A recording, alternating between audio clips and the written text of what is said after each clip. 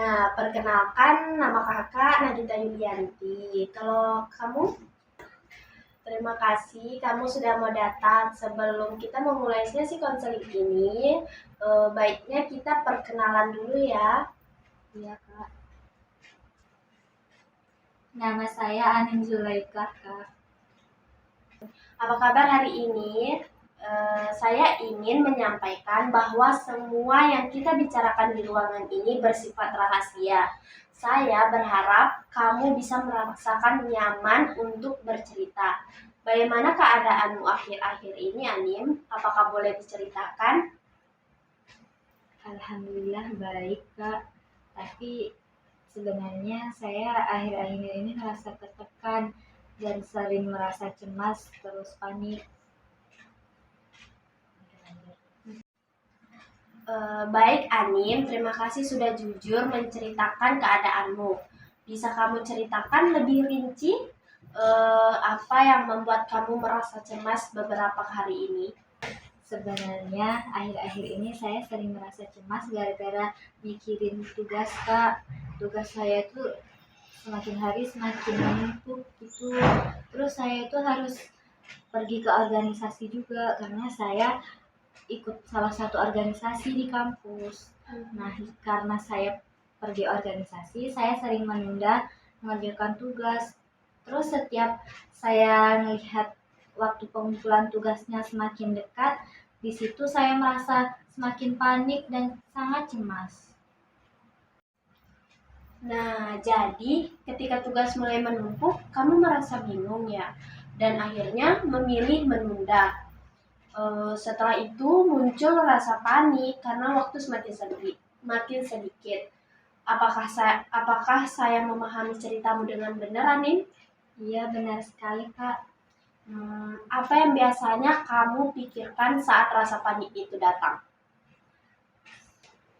Saya selalu berpikir kalau saya itu tidak sanggup dan tidak bisa menyelesaikan tugas tersebut, dan saya takut nilainya juga jelek. Saya takut ngecewain orang tua saya karena orang tua saya itu pasti selalu berharap saya lulus dengan nilai yang baik, Kak. Saya bisa memahami perasaanmu. Tekanan untuk memenuhi harapan orang tua itu pasti ada, dan memang tidak mudah.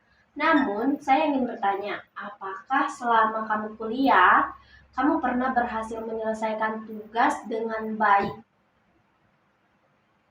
Pernah sih, Kak, bahkan ada nilai yang saya capai itu bagus, tapi saya tuh ngerasa semuanya tuh belum maksimal gitu bagi aku, Kak.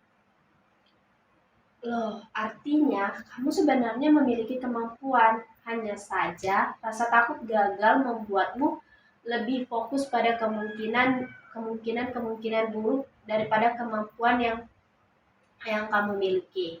Menurutmu, apakah pikiran seperti itu membantu atau justru membuatmu semakin sulit bergerak, Anin? Kalau boleh saya tanya. Malah kayaknya membuat saya semakin sulit memulai. Betul, Anim. Pikiran negatif seringkali membuat seseorang kehilangan semangat sebelum mereka mencoba. Dalam Islam, kita diajarkan untuk berikhtiar dan bertawakal. Allah berfirman dalam Al-Quran bahwa Allah tidak membebani seseorang melainkan sesuai dengan kesanggupannya.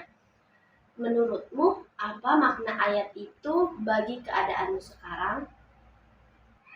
Mungkin Allah tahu saya mampu melewati semua ini, tapi saya selalu merasa kurang yakin. Nah, Masya Allah, itu pemahaman yang baik, Anim.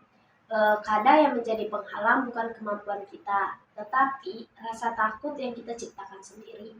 Selain tugas kuliah, apakah ada hal yang membuat kamu merasa tertekan? Saya juga sering ngebandingin diri saya dengan teman saya karena saya ngerasa teman-teman saya itu lebih rajin dan cepat ngerjain tugasnya dibandingkan saya. Perbandingan seperti itu memang sering membuat seseorang merasa rendah diri. Padahal setiap orang memiliki kemampuan dan proses termasuk ujian yang berbeda. Yang perlu kita bandingkan adalah diri kita hari ini dengan diri kita yang kemarin, bukan dengan orang lain. Iya, tapi saya sering lupa dengan hal itu, Kak. Bagaimana dengan ibadahmu akhir-akhir ini? Apakah sholat masih terjaga? Kalau sholat, alhamdulillah saya selalu mengerjakannya.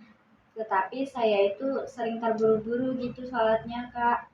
Karena habis sholat itu saya langsung mikirin tugas lagi.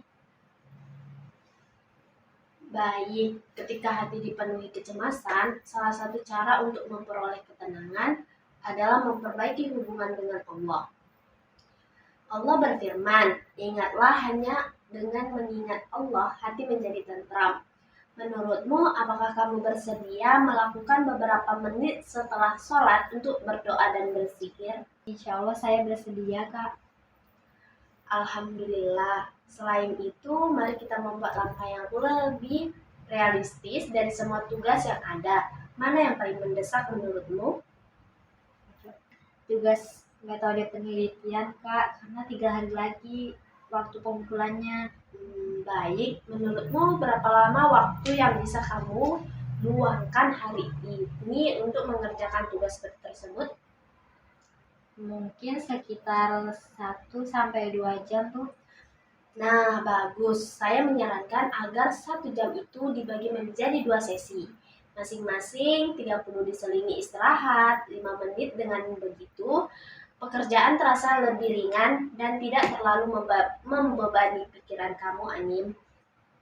Baik, Kak, kalau gitu saya akan mencobanya. Selain itu, coba buat daftar prioritas. Kerjakan tugas yang paling dekat deadline-nya terlebih dahulu. Hindari membuka media sosial ketika sedang belajar agar konsentrasi tetap terjaga. Iya, Kak, saya memang sering membuka media sosial. Tidak apa-apa, yang penting sekarang kita mulai memperbaikinya sedikit demi sedikit ya. Perubahan besar selalu diawali oleh langkah kecil yang dilakukan secara konsisten terus-menerus. Saya menjadi lebih semangat mendengar penjelasan itu. Alhamdulillah, saya juga ingin mengajakmu membiasakan membaca istighfar ketika rasa cemas itu muncul. Setelah itu, tarik nafas perlahan dan berdoalah agar Allah memberikan kemudahan dalam setiap urusan. Ingatlah bahwa usaha yang sungguh-sungguh akan selalu bernilai ibadah apabila diniatkan kepada Allah. Baik, Kak, saya akan mencoba untuk mengamalkannya. Sebelum kita mengakhiri pertemuan ini, mari kita simpulkan hasil pembicaraan hari ini. Hari ini kamu menyadari bahwa kecemasan kamu ini dipengaruhi oleh rasa takut ya. Terus rasa takut gagal, kebiasaan menunda pekerjaan, dan sering membandingkan diri dengan orang lain. Solusi yang akan kamu lakukan adalah mulai mengerjakan tugas secara bertahap. Membuat daftar prioritas, mengurangi penggunaan media sosial saat belajar, menjaga sholat tepat waktu, memperbanyak zikir, istighfar, dan doa, agar hati menjadi lebih tenang. Apakah rangkuman ini udah selesai, Anin? Iya, sudah selesai, Kak. Bagus, saya yakin kamu mampu menjalankan rencana tersebut ya, Anin. Jika nanti Kak masih ada kendala atau rasa cemas yang belum berkurang, kita akan bertemu lagi untuk mengevaluasi perkembangan dan mencari solusi bersama-sama. Terima kasih atas bimbingannya. Sekarang saya sudah merasa lebih tenang dan mempunyai semangat baru. Sama-sama, Anim. Tetap semangat, terus berusaha, dan jangan lupa selalu melibatkan Allah dalam setiap langkahmu.